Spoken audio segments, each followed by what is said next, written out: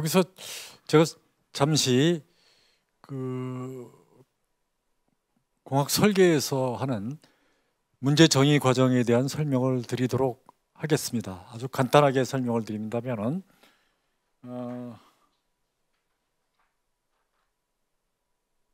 문제 사항을 우리가 인식을 하고 문제를 이해하고 문제를 연구하고 뭐 하는 것이 되겠죠. 그래서 우리가 알고 있는 것이 무엇이고 모르고 있는 것이 무엇인지 이런 것들에 대한 인지서부터 시작해서 좀 더 구체적으로 공감하기와 같은 고객이 요구하는 것이 무엇인지를 찾는 그런 설문조사라든지 인터뷰라든지 뭐 이런 것들을 하고 뭐 결과적으로 이것이 데이터 수집이 되리라고 생각이 되고요. 데이터 수집을 하고 분석을 하고 뭐 파레토 차트 같은 것들, 그 다음에 데이터 분석을 하고 요구사항 목록을 작성하고, 요구사항 목록은 이 문제를 푸는 데 있어서 가장 중요한 필수, 디맨드는 어떤 아이템이 있고, 그 다음에 있으면 좋은 니즈, 필요, 디맨드와 그 있으면 좋은 그런 그런 것들을, 그 요구사항들을 우리가 구분을 하고, 그 다음에 그것들을 이렇게 생긴 품질의 집, 하우스 오브 퀄리티인데, 여기 좌측에는 그 니즈, 고객의 요구사항들이 들어가고, 상단에는 그 공학 설계 변수들이 들어가는 형태로 해서 고객의 요구사항을 설계 변수로 바꿔주는 하우스 오브 퀄리티, 품질의 집이 있게 됩니다. 이 과정을 우리가 그 퀄리티 펑션 디플로이먼트라고 이야기를 한다. 아까 여기 요구사항 목록할 때 디맨드와 위시를 우리가 구분을 해줘야 된다. 모든 아이템에 대해서 디맨드와 있으면 좋겠다, 위시, 이 두 가지를 구분해 갖고 쓰고, 품질 기능 전개를 한 다음에 PDS, 프로덕트 디자인 스페시피케이션을 정의하는 그런 단계가 문제 정의 과정이 되겠습니다. 그래서 이 문제 정의 과정을 보면은 디자인 띵킹에 공감하기, 그리고 문제 정의가 상당히 유사하게 서로 융합이 될 수 있겠다 하는 것을 우리가 알 수 있겠죠. 다음에 그 3단계가 프로세스 3가 아이데이트인데, 아이데이트하는 방법에 대해서는 조 교수님께서 여러분들한테 많이 소개를 해 주셨습니다. 뭐 스캠퍼를 해서 브레인스토밍, 브레인 라이팅, 그리고 뭐 트리즈 같은 것들을 설명을 해줬어요. 사실 우리가 생각할 때 트리즈 하나만 하더라도 뭐 며칠 동안 워크숍을 해야 될 정도로 굉장히 많은 양이지만, 그러나 디자인 띵킹 프로세스에 트리즈를 접목시키려는 시도는 상당히 많이 있어 왔습니다. 트리즈 쪽에 있는 사람들로서 그래서 트리즈에서 중요한 거는 문제 상황이 있으면 거기서 갈등, 모순 상황을 도출하는 그런 일들이 굉장히 중요하거든요. 모순이 있으면은, 모순에는 뭐 피지컬 컨트라딕션하고, 그 다음에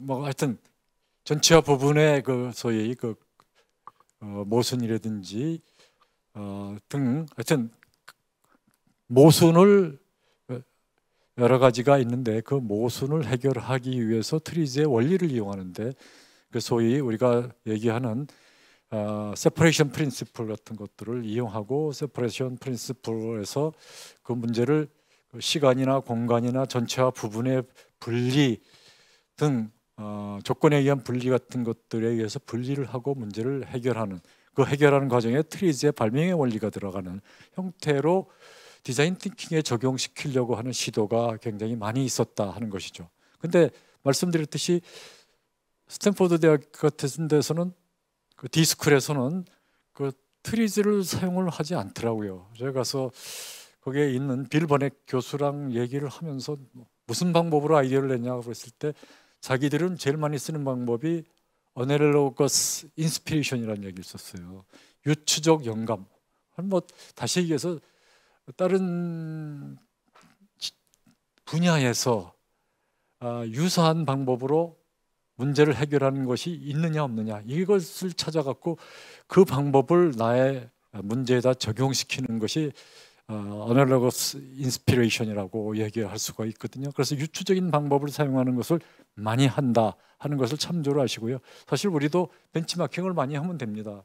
예를 들면은 우편 메일을 빨리 그 딜리버리 하기 위해서 분류할 때 가장 좋은 방법이 바코드라는 걸 우리가 알고 있는데, 그럼 빨리 프로세스를 진행시킬 때 바코드라는 것을 적용시키면 되겠다. 그래서 요즘은 익스프레스 메일만이 아니라 뭐 마트에서 체크아웃 할 때도 바차트를 이용하고 바코드를 이용하고 온갖 군데서 다 그것을 이용하거든요. 그래서 다른 분야에서 사용하는 아이디어를 벤치마킹에서 차용하는 것, 이것이 어널로거스 인스피레이션이다 하는 얘기를 이해하시면 될 것 같아요.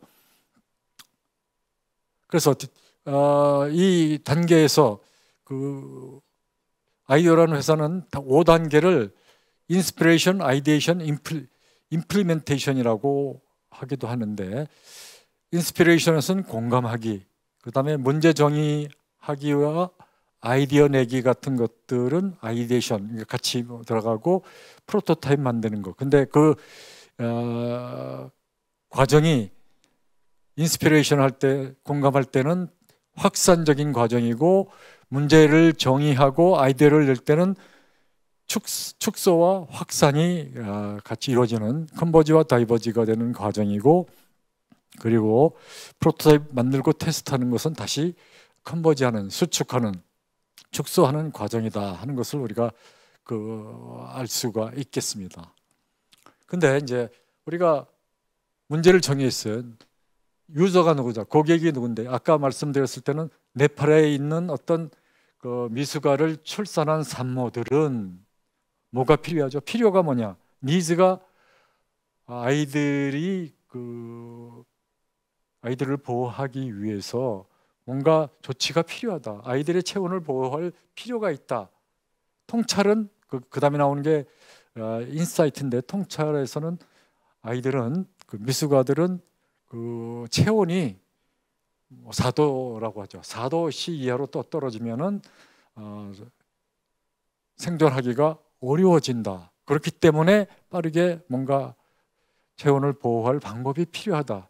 이렇게 해서 브로드하게 아이디어를 문제를 정의하죠. 근데 그것만 갖고선 우리가 아이디어를 내기는 쉽지가 않거든요. 그래서 스탠포드 대학에서 많이 사용하는 방법이 How might we question이에요. How might we, 우리가 어떻게 하면 이것을 어떻게 할까 하는 형태의 구체적인 질문을 만드는 것을 그런 기법을 적용을 합니다. 그래서 HMW 질문은 문제 정의문이 실행될 수 있게 만들어주는 거죠.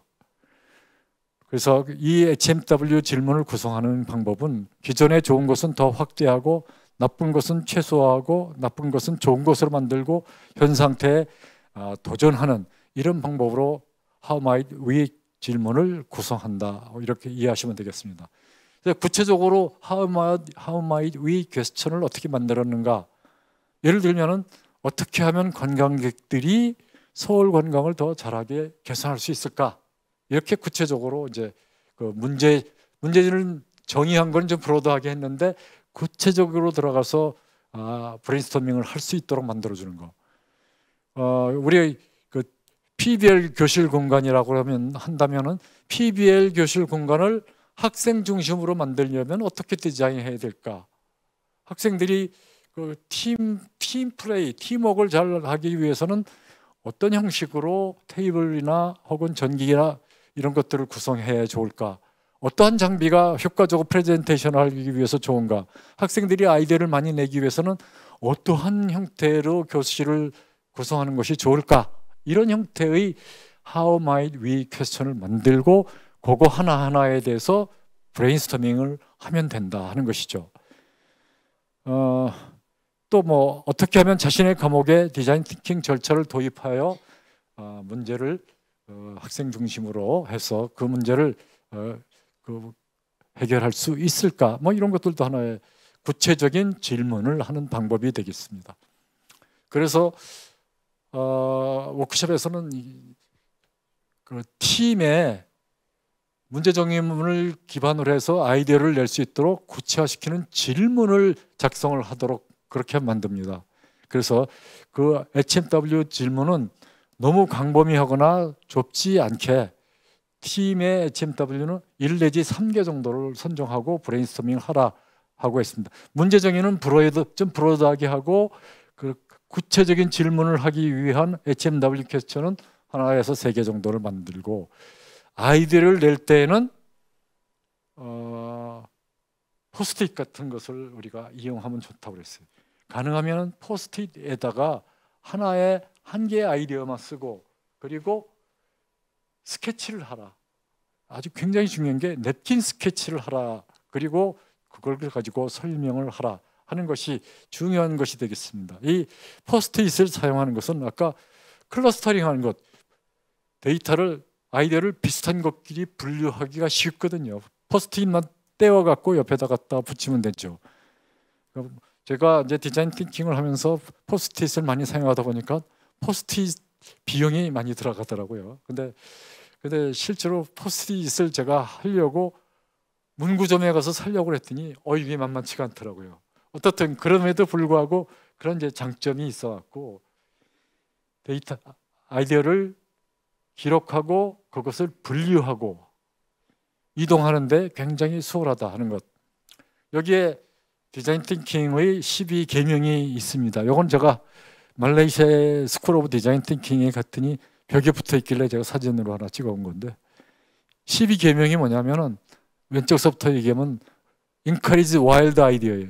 그러니까 엉뚱한 아이디어를 환영하고, defer judgment, 판단을 유보하고, 그 다음에 build on the others, ideas of others. 이거는 다른 사람의 아이디어에 편승하라. 이게 소위 우리가 브레인스토밍의 4원칙 같은 데 들어가는 거죠. One conversation at a time. 한 번에 한 가지만 갖고 대화를 나눠라. 그 다음에 be visual, 스케치 같은 거를 많이 사용해라. Fail early and often. 아까 말씀 계속 드렸듯이 조기에 많은 그런 이제 실패를 경험하도록 해라. Think user-centric, 사람은 고객 중심으로 생각해라. 그 다음에 Look for feasibility, desirability and viability. 이건 아까 말씀드렸듯이 혁신에 이르게 하는 3가지 요소가 desirability, 사람들이 뭘 요구하는지를 필요성을 아는 것, 그 다음에 그것을 가능하게 하는 기술, feasibility of technology고, 그 다음에 그것을 비즈니스적으로 실현 가능하게 하는 viability가 있겠죠. 그 다음에 이제 stay focused, 집중을 하라. 그 다음에 work multidisciplinary, 소위 우리가 얘기하는 다학제간 팀을 구성해서 문제를 해결해라. 그 다음에 go for quantity, 질보다는 양이 중요하다. 그 다음에 마지막으로 하는 것이 이게 teach teams with teams입니다. 그래서 학생이 학생들을 교육하게 하라. 그래서 학생들한테 팀한테 계속 발표를 하게 만드는 것이 굉장히 중요합니다. 그리고 발표한 결과를 공유하는 그런 장을 만들어주면은 좋은 그런 이제 프로젝트를 수행할 수 있으리라고 생각이 듭니다. 그래서 제가 소개를 해드렸고요. 이렇게 뭐 어떤 페이퍼가 있다면은, 양식이 있다면 거기에 문제 정의문을 위에다 기술하고 거기에다 아이디어를 스케치해 갖다 붙입니다. 포스트잇을 갖다 붙이면 되겠습니다. 이렇게 갖다 붙이는 거예요. 앞에 나왔던 12계명에 나와 있던 얘기를 이렇게 쭉 갖다 붙입니다. 실제로 그 아이디어 낸 것들 여기다 갖다 붙이고, 그 학생들이 실제로 하는 것들을 스케치해 갖고 이렇게 하는 것들도 있고, 그 칠판에다가 하는 경우도 있고, 블랙보드, 화이트보드 뭐 온갖 방법으로 해서 이렇게 학생들이 아이디어를 자유롭게 낼 수 있는데, 여기서 중요한 거는 스케치를 이용했다, 시각적인 것들을 사용했다는 것이 우리가 신경을 써야 될 것 같고요. 그 다음에 아이디어를 평가하고 선정을 해야 되거든요. 아이디어를 평가하고 선정하는 것은 우리가 이것은 수렴적 사고예요. 컨버전트 띵킹인데 아이디어의 평가 선정을 하는 방법은 하이라이팅 기법, 아까 주 교수가 설명을 한번 해주셨을 거예요. 하이라이팅에서 아이디어를 많이 내면은 거기서 히트 아이디어를 내고 그 다음에 히트 리전이라고 하나요? 아이디어를 하나씩 좋은 아이디어를 뽑고 그 아이디어를 그룹핑 해갖고 그 그룹핑한 것을 조합해갖고 전체적인 그 아이디어를 종합적인 아이디어를 만드는 것, 이런 하이라이팅 기법을 사용하고 그 다음에 퓨 차트 같은 거를 활용한다. 그래서 아이디어 ABCD가 있으면 ABCD를 각각의 평가 기준을 가지고 비교해갖고 상대 A라는 안의 값을 갖고 다른 안이 그거보다 좋은가 나쁜가를 이렇게 비교하는 그런 방법이 퓨 차트고, 평가 행렬표는 디시전 마트릭스라 우리가 이거는 공학 설계할 때 많이 우리가 사용하는 방법들이고, 그 다음에 제거와 선호 방법, 엘리미네이션과 페이버하는 것들을 먼저 제거하고 그 다음에 좋은 거를 찾는, 제거하는 조건을 먼저 적용시키고 그 다음에 좋아하는 조건을 적용시키는 방법들로 해갖고 아이디어를 평가하고 선정을 한다. 선정 기준의 대표적인 게 이제 성공할 가능성이 높은가, 기쁘게 할 가능성이 높은가, 혹은 가장 혁신적인 가능성이 높은가, 이런 것들이 하나의 선정 기준이 될 수가 있죠. 그 다음에 이제 우리가 이제 프로토타입을 만들어야 됩니다. 자, 프로토타입을 만드는 것은 최종 솔루션을 목표로 시제품, 롤플레잉, 역할 연기, 스토리텔링, 그림 등을 반복하여 만드는 단계입니다. 그래서 이 단계에서는 초기에 많은 실패를 경험할 수 있게 해주는 것이 중요하죠. 신속하고 저렴한, 그러나 고객과 유저로부터 다 유용한 피드백을 만들어낼 수 있는 프로토타입을 만들어야 한다. 그래서 잘 만들 필요가 없다. 그래서 이 프로토타입은 인스파이어, 우리가 영감을 주는 인스파이어를 만들고, 인스파이어하게 만드는 프로토타입을 만든다. 게인 엠퍼티, 공감을 우리가 만들기 위한 프로토타입을 만든다. 테스트를 하기 위한 프로토타입, 결정을 위한 프로토타입을 만들어야 된다 하는 말씀을 드리고요. 그래서 이 차트를 보면은 프로토타입이 2단계로 이루어진다는 것을 우리가 이 차트로 벌써 알 수가 있죠. 첫 번째 단계는 오른쪽이죠. Quick and Dirt 프로토타입. 다른 얘기로 얘기하면 Rapid and Rough 프로토타입이 되겠어요. 이 2단계, 1단계에서의 프로토타입의 목적은 Proof of Concept, 개념의 증명, Experience 프로토타입, 프로토타입을 경험하게 하고, Critical Function 프로토타입, 아주 크리티컬한 중요한 기능만 작동시키는 프로토타입, 그 다음에 Wizard of Oz 프로토타입, 마치 다 작동하는 것 같이, 실제로는 작동 안 하는데도 불구하고 작동하는 것 같이 가정에서 만드는 프로토타입, 그 다음에 페이퍼로 만드는 페이퍼 프로토타입, 이런 것들이 첫 번째 단계에서의 목적이고요. 프로토타입의 목적이고, 목적을 보면 디스커버리 앤 러닝이다. 그리고 fail early and often. You want to learn from mistake. 이게 핵심적인 개념이고요. 그 다음에 그 다음 단계, 그래서 우리가 어느 정도 이제 우리의 아이디어를 설정해서 만들기 시작한다. 그 다음에 나오는 것이 rapid 프로토타입입니다. 이때는 너무 자주 실패하면 안 됩니다. 왜냐하면 우리 3D 프린터를 이용한다든지, 혹은 실제로 플라스틱 인젝션 몰딩 같은 걸 만든다든지 등등 이런 것들을 해야 되니까 maybe don't fail too often, 너무나 자주 실패하는 것은 좋지가 않다. 그래서 이때는 more refined 모델, 좀 더 정교한 모델을 만들고, 아키텍트 모델, 디지털 마크업, 3D 프린터, 마크업, 알파 프로토타입. 여러분도 알파 프로토타입 하면 제품을 출시하기 전에 회사 내에서 회사의 그 전문가들이 제품을 갖고 테스트하는 게 알파 프로토타입이죠. 그 다음에 이제 바깥으로 내보내기 전에는 베타 테스트를 해야 되죠. 바깥에 내기 전에 매니아들한테 테스트를 하는 베타 베타 테스트를 하죠. 베타 프로토타입을. 그래서 프로토타입은 1단계와 2단계로 이루어지고 있다. 근데 디자인 띵킹에서 가장 중요한 것은 1단계가 된다 하는 말씀을 드리고요. 공학 설계에서도 2단계를 강조했었는데 래피드 프로토타입을 강조했었는데 사실은 1단계를 하고 2단계를 만드는 것이 돈이 적게 들어간다. 아까 디자인 띵킹이 뭐라고 했냐면 doing more with less였었어요. 적은 비용으로 더 많은 일을 한다. 이것이 디자인 띵킹을 지향하는 목표다 하는 것을 이해하신다면은 여러분들이 충분히 이해할 수 있을 거라고 봅니다. 디자인 아이디어 아까 말씀드렸듯이 탐 브라운 그리고 데이비드 켈리 교수가 CEO로 있는 공동 CEO로 있는 아이디어 컨설팅 회사의 프로토타이핑 프로세스입니다. 빌드, 쉐어, 공유, 성찰하기. 이게 그 소위 우리 프로토타이핑의 프로세스가 되겠습니다. 빌드 만들어라. 뭘 갖고 만드나? 종이, 틴포일, 골판지, 스케치, 종이박스, 웹플로우, 워드문서. 우리가 사용할 수 있는 모든 쉽게 사용할 수 있는 것을 이용해라. 둘째, 쉐어. 네 아이디어를 너만 갖고 있으려고 하고 네 아이디어를 팔려고만 하지 말고 옹호하지 말고 최선을 다해서 다른 사람하고 공유해라. 그래서 그 사람들의 아이디어를 서제션을 받아라. 공유 단계죠. 그 다음에는 성찰 단계입니다. 다른 사람들이 내 제시하는 아이디어를 충분히 듣고 내 시제품에 다음 시제품에 어떤 의미가 있는지 생각하고 그것의 의미가 무엇인지를 생각하는 것.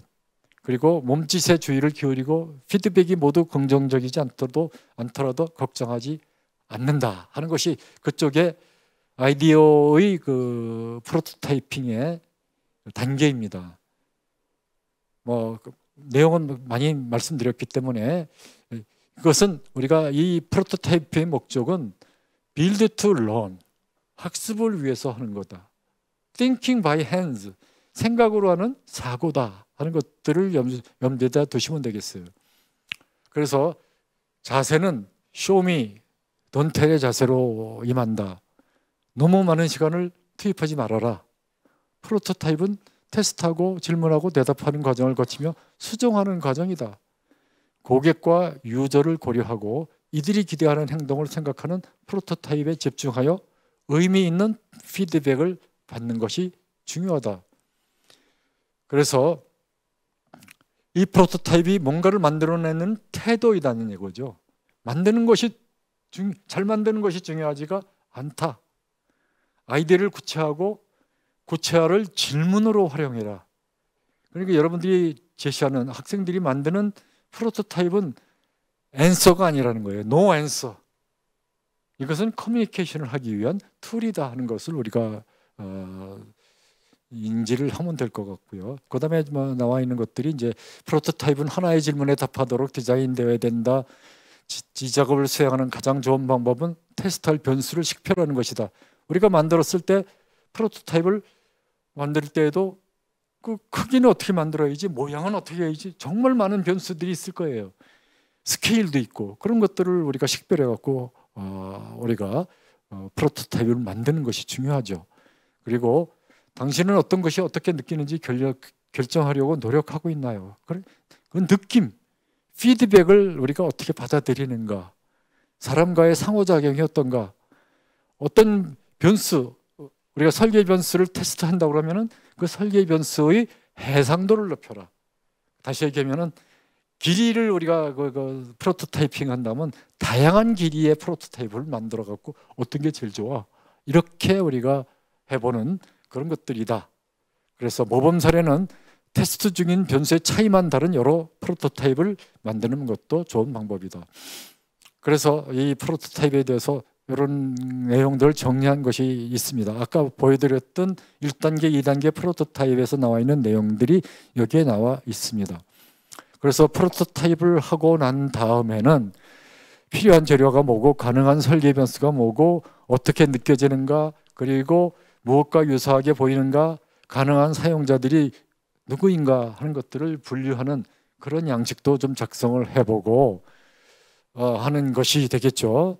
우리가 저렴하고 대충 만드는 그런 프로토타입을 만드는 이유는 중요한 거는 아이디어에 집중하는 것이 중요하지 잘 만드는 것이 중요한 것이 아니다. 생각이 나면 즉시 행한다는 것. 배우고 생각하기 위해 만든다는 것이죠. 그래서 아까 그 디자인 띵킹의 특징의 그 마인드셋에서 얘기했는데 다섯 번째죠. 바이어스 투워드 액션. 행동에 대한 편향. 그다음에 build to learn and think. thinking by hands. 이거는 이제 세 번째 했던 embrace experimentation이었었어요. 이런 것들하고 같이 맞물려서 프로토타입이 진행되어야 한다 하는 것이죠. 아까 대략 한 번은 보여드렸었지만 그 프로토타이핑의 사례를 제가 그 4학년들의 캡스톤 디자인 프로젝트에다 적용시킨 너무나 아주 잘 적용시켰기 때문에 학생들이 잘 이용하고 프로토타이핑을 만들었어요. 그래서 그걸 다시 보여드리면은 퀵 앤 넛 프로토타이핑이죠. 이와 같이 종이 박스 같은 걸로 계략적으로 만들었다. 그거를 오리고 붙이고 뭐 등등해서 돈 들어가지 않게 만들고, 그 다음에 컵 같은 걸로 이용해서 바람개비도 여러 가지로 한번 디자인을 해보고, 그 다음에 조립을 해보면은 대략 우리가 만들려고 하는 그 프로토타이핑이 이렇게 돼 있다. 이걸 가지고 피드백을 받는 것이다 하는 것을 이해해 주신다면은 제가 생각할 때는 족하지 않을까 그렇게 생각이 됩니다. 그 다음에 이 단계가 1단계 프로토타입이죠. 이때는 형태보다는 그것이 창출하는 느낌이 중요하다. 이때는 fail early and often이다. 오프튼이라고도 바로 하긴 하겠는데, 그 다음에 2단계 프로토타입이 바로 정교한 프로토타입이 되겠어요. 그 3D CAD를 이용하고 그 다음에 3D 프린팅을 이용하는 거죠. 그리고 최종적으로 조립을 하는. 그래서 저렇게 만들어 갖고 학생들이 프로토타이핑을 캡스톤 디자인 프로젝트를 진행했던 그런 사례가 있습니다. 근데 프로토타입은 뭐 이렇게만 꼭 해야 될 필요는 없습니다. 프로토타입 중에서 그 어떤 방법들이 있을 수가 있냐 하면은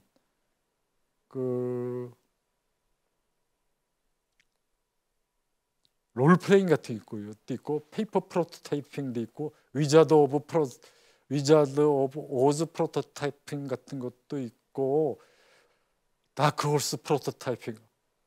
프로토타이핑의 종류가 정말 많다는 것을 알 수가 있었습니다. 그래서 우리는 그런 것들을 이용해서 결과적으로 유저들이 어떻게 생각하는 그 아이디어를 갖다가 빨리 찾는 것이 중요해요. 그래서 프로토타이핑 할 때 제가 알고 있는 몇 가지 사례를 한번 간단히 들어본다면, 그 비행기 좌석에 누워보기, 카우치 클래스라는 거 여러분 들어보신 적 있어요? 뉴질랜드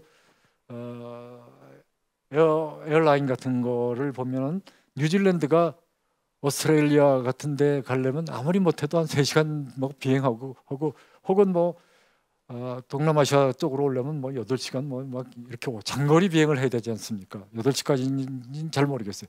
하여튼 굉장히 오랫동안 비행을 해야 되는데, 일단 타면은 사람들이 더 이상 타지 않기 때문에 남는 좌석이 많거든요. 그러면 그 남는 좌석을 어떻게 잘 이용하는 방법이 없을까?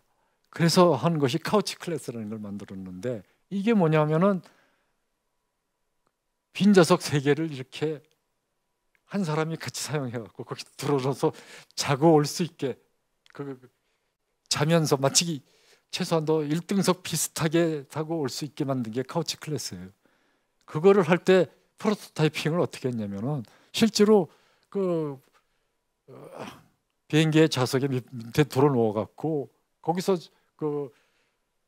비행기 좌석에 누워보는 이렇게 하는 방법도 적용을 했고, 소꿉장난도 하고 시나리오 같은 걸 이용해서 병원에서의 상황극도 만들어보고 롤플레잉 같은 방법도 프로토타이핑이 될 수가 있고, 그 아이디어 같은 회사에서 많이 사용하는 방법이었던데, 응급실을 개설할 때 응급실에서 어떻게 무슨 일이 벌어지고 있는지를 찾아내기 위해서 응급실에 환자로 들어와 갖고 응급실에 들어 누워 갖고 비디오 같은 걸 가지고 촬영을 해서 응급실에서 일어나는 일들을 확인하는 그런 프로토타이핑, 이런 것들도 있고, 병원에서 응급처치 받는 것에 대한 경험하기, 카운터에서 손님 응대하는 것에 대한 경험하기, 특히 이런 것들은 맥도날드 스쿨에서 맥도날드의 인플로이가 되면은 그 사람들을 트레이닝하기 위해서 한 군데에 모여갖고 그렇게 그 스티로폴이나 이런 것들 갖고선 대략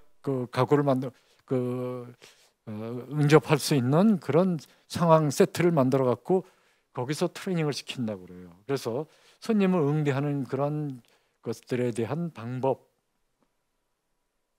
이런 것들을 다 우리가 활용해 갖고 우리가 할 수 있다는 것이죠. 그 다음 단계가 이제 테스트하기가 되죠. 테스트하기는 우리가 그동안 만들었던 것들, 아이디어들에 대해서 피드백을 받는 단계죠. 그래서 피드백은 프로토타이핑 하면서도 계속 받는 거예요. 그런데 그 결과적으로 프로토타이핑 하면서 테스트하고도 결합이 가능하다는 얘기가 되겠죠. 테스트는 솔루션과 사용자 유저에 대해서 배울 수 있는 또 다른 기회다. 빌드 투 런이에요. 솔루션을 수정하고 정교하게 하고 개선하는 기회로 활용한다. 그래서 여기 보면은 뭐 삶 속에서 실제로 테스트하는 게 이상적인 방법이지만, 그럴 수 없을 경우에는 상황, 스토리를 만들어 테스트를 실시할 수 있다.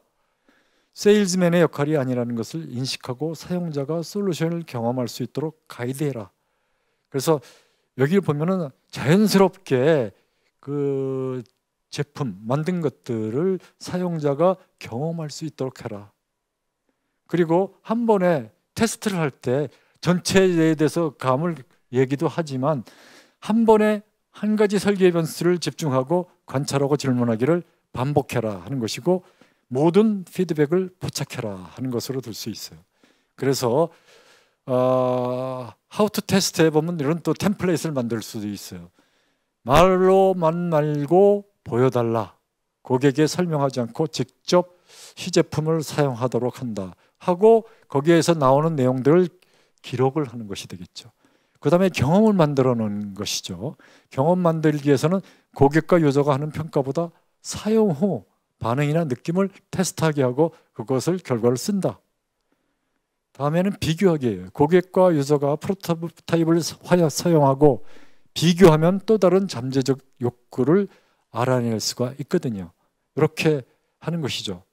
그래서 테스트와 피드백을 하면은 그것을 피드백을 종합해서 반복을 하는 것이죠. 그래서 테스트와 피드백에서는 그 프로토타입을 진행되고 있는 작업으로 소개하라. 그 다음에 참여자를 초빙해서 계략적으로 프로토타입을 마치 실제처럼 다루게 하라. 솔직하게 중립적이고 호기심 있게 하라. 피드백을 종합하고 즉시 반복할 준비해라.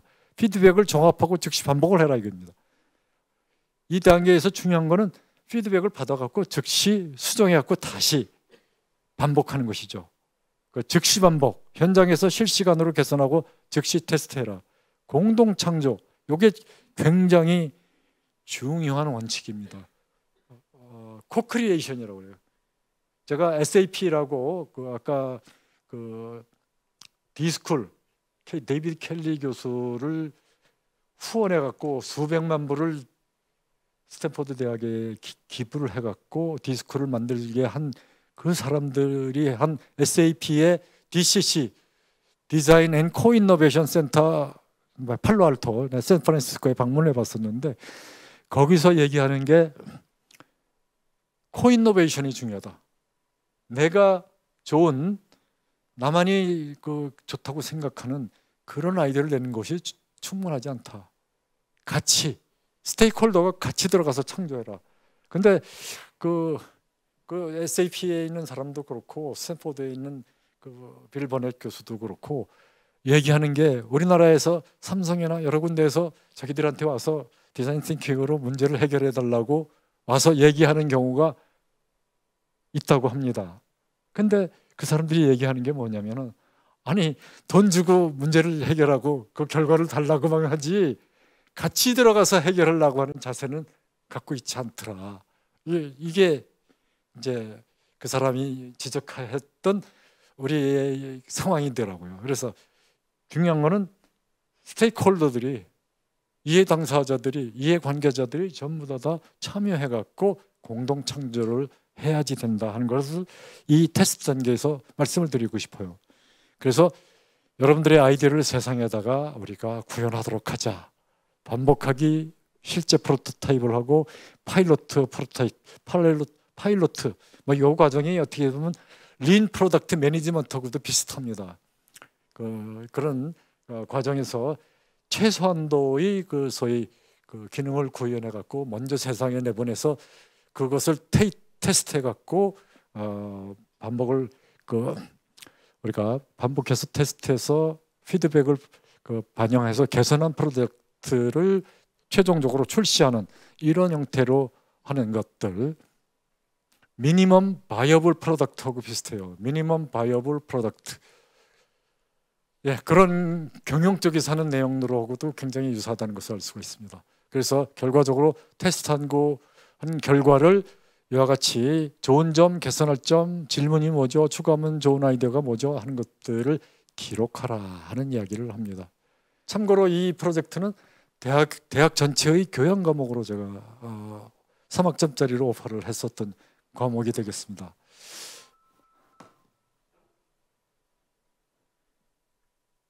네, 이건 뭐 몇 가지 학생들이 디자인 띵킹을 했던 그런 사례가 되고요.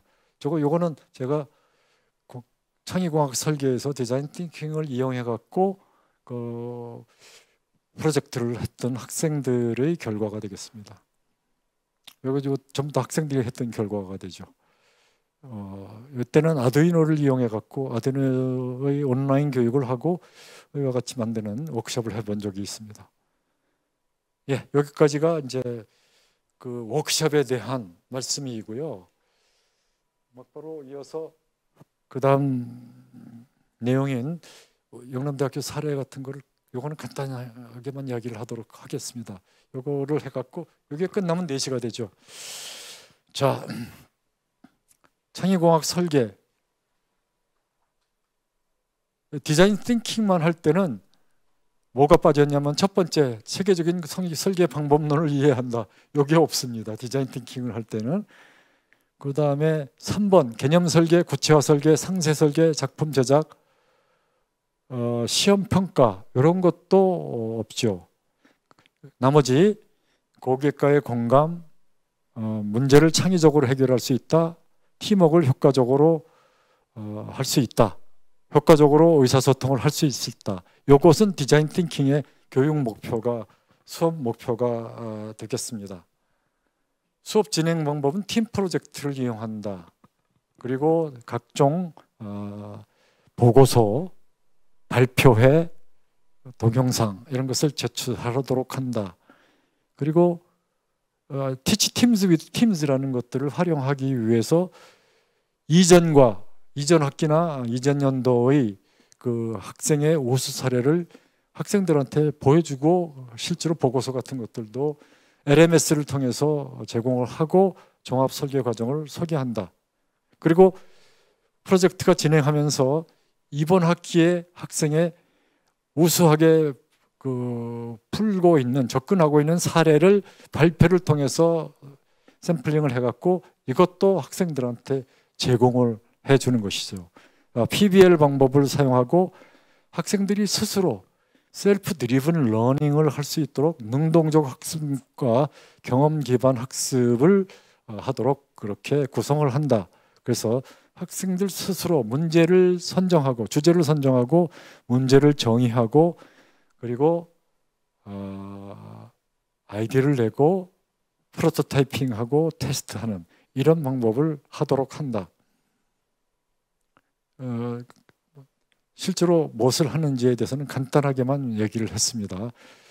과제 제안서를 제안서는 반드시 제출하게 하고 이 제안서의 양식을 학생들한테 제공을 하죠.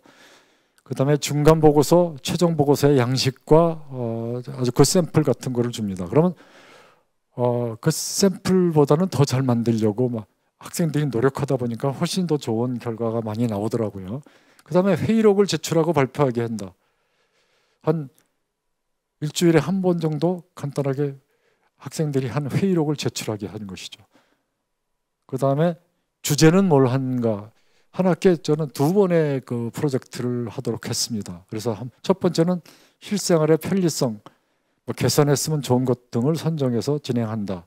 그리고 플립 러닝을 이용해서 사전 동영상을 시청하는 그런 학생들한테 과제를 부과했어요. ABC 나이트라인의 아이디어 쇼핑 카트 유튜브 같은 거, 명견만리 같은 것들을 학생들한테 보고 오라고 그러고, 그 다음에 2차 과제를 수행할 때는 이건 이제 창의공학 설계가 되겠는데요. 2차 과제 제안서를 제출을 하고, 그 다음에 회의록 하나 하고 중간 보고서를 제출하고 최종 보고서 그리고 발표 동영상을 제출하게 하죠. 근데 주제는 아두이노를 사용해서 실생활에서 개선했으면 좋은 제품, 서비스 또는 동물의 움직임을 모사하는 주제를 선정하여 개발하시오. 다시 얘기하면 학생들이 주제를 저는 선정하도록 그렇게 과목을 운영을 했어요.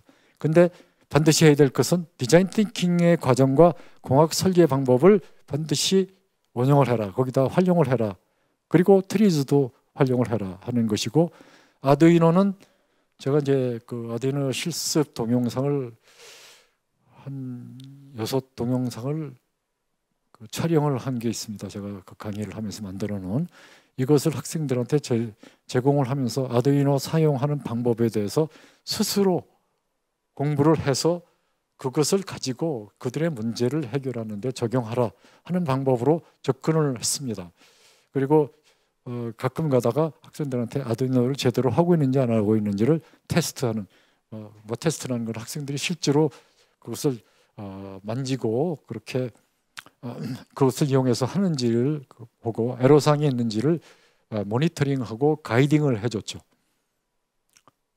그래서 디자인 띵킹하고 설계 과목을 프로젝트 평가하는 평가표 같은 것들을 만들어서 사전에 이걸 배포를 합니다. 그래서 주제 선정의 적절성, 공감하기, 이런 문제정의 타당성, 공감 도구, 저희 니즈 파인딩 하는 게 가장 중요하겠다고 판단이 되기 때문에 배점이 가장 높고, 그 다음에 해결책의 독창성, 완성도, 발표 자료의 적절성과 발표 태도, 이런 것들을 합니다. 근데 어떤 경우에는 이런 거에 대해서 학생들이 동의를 못하는 경우도 있더라고요. 왜냐하면 정성적인 평가니까. 그래서 정량적인 평가를 하나 도입을 했어요. 그랬더니 설계 이론에 대한 중간고사에 한 20%만 배점을 하고 평가를 했는데, 정성적과 정량적인 배점을 이렇게 합해서 하니까 학생들이 평가 결과에 대해서 상당히 받아들이는 그런 분위기가 높았다 하는 것을 알 수가 있었습니다. 그리고 학생들이 팀 프로젝트 평가를 상호 평가를 하도록 그렇게 하는, 우선 팀 내에서의 그 피어 이밸류에이션을 하는, 그래서 팀원의 동료 평가를 이런 양식 같은 것들을 이용해서 해서, 혹은 뭐 꼭 이 양식이 아니어도 좋습니다. 그냥 학생들이 자기를 제외한 다른 학생들한테 100점 만점에 몇 점을 줄 것인가 이렇게 해갖고 그 점수를 평균해 보면 대략적으로 학생들의 기여도를 우리가 알 수가 있죠. 그 다음에 이제 성찰 일지를 작성하게 하고, 그 다음에 이제 그것에 의해서 이제 설계를 마무리 짓는 그런 방법으로 진행을 하였습니다.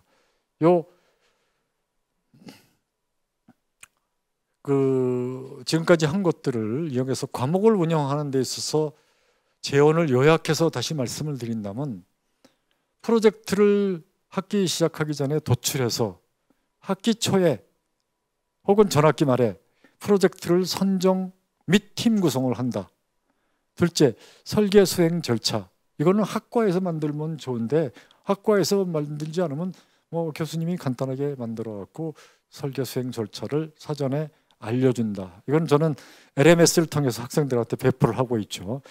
그 다음에 학생 매뉴얼 작성 배포, 혹은 저 같은 경우는 각종 양식을 LMS를 통해서 배포를 해줍니다.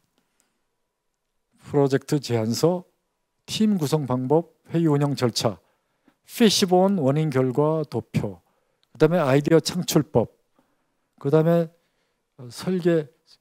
공학 설계에서의 문제 정의 방법, 그 다음에 필요시 공학 도구의 사용 방법, 간트 차트라든지 구글에 에서 그 학생들끼리 커뮤니케이션 하는 방법, 그 다음에 그 설문조사, 구글 설문조사 같은 걸 이용해서 설문조사를 하는 방법, 줌이 필요할 때는 줌을 이용하는 방법, 이런 것들에 대해서 간단히 어디를 통해서 여러분들이 활용하면 되겠다.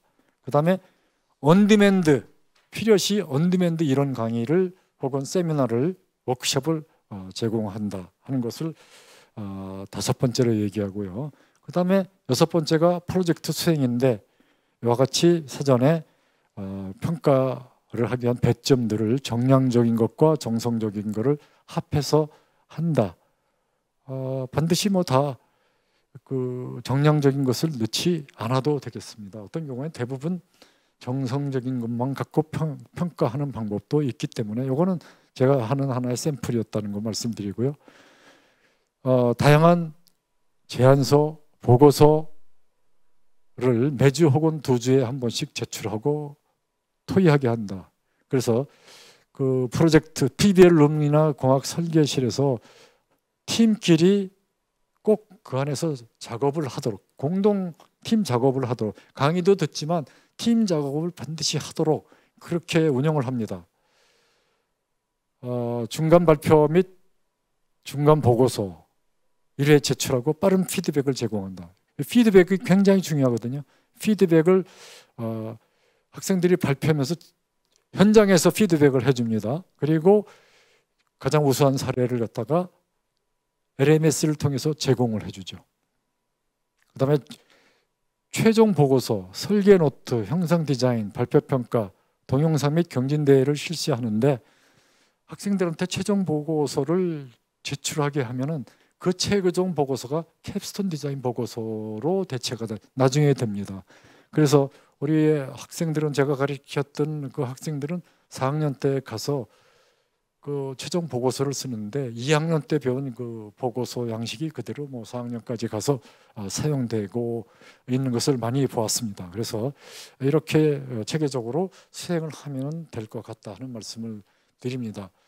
몇 가지 성찰하는 사례인데, 학생들이 코로나 때 한 거라 줌 갖고서는 음성 채팅 같은 걸 했더니 자신의 화면을 보여주면서 진행해서 만나는 것보다 더 효율적인 결과를 낸다는 얘기도 했었던 것 같고, 이런 수업 때문에 기계 설계에 흥미가 생긴 것 같고, 기계 설계에 대하여 디자인 띵킹을 통하여 쉽게 해결할 수 있는 자신감을 가진 것 같습니다. 아마 이런 얘기 아주 겸손하게 얘기했죠. 조언들이 적극적으로 참여하고 의견 제시를 통해서 원활하게 진행할 수 있었다. 팀 프로젝트를 통해서 서로의 의견에 공감하고 완곡한 표현을 통해 더 나은 방법을 제시하는 방법을 배웠다. 강의를 들으면서 한 단계씩 팀원들과 디자인 띵킹 기법과 개념 설계 기법 등의 다양한 방법으로 프로젝트를 수행하는 과정에서 협동심을 기를 수 있게 되었고, 많은 시행착오를 통해 설계에 대한 두려움을 극복해 나갈 수 있었다고 이야기를 합니다. 그래서 이것이 이제 제가 디자인 띵킹 워크숍과 관련돼 갖고는 마지막 슬라이드고요. 그 다음에 이제 여러분들은 안 했지만 최종 발표 및 피드백을 해줍니다. 반드시 최종 발표 및 피드백을 워크숍을 하면서 해야 됩니다. 그래서 여러분들이 설계 프로젝트를 부과하고 학생들이 설계 프로젝트를 발표하고 난다면 반드시 피드백을 해줘야 된다 하는 것이 중요하죠. 디브리프 앤 리플렉션입니다. 리플렉션이죠. 그래서 마지막은 이제 I like, 뭐가 좋았지? 뭐가 아쉬웠나? I wish, I will 적용하고 싶은 현업의 문제는 뭐가 있을까 하는 것들을 고민을 해 다시 한번 성찰을 할 기회를 드리게 되는 거죠. 네, 이렇게 해서 디자인 थि킹 워크숍에 대한 발표를 마치도록 하겠습니다.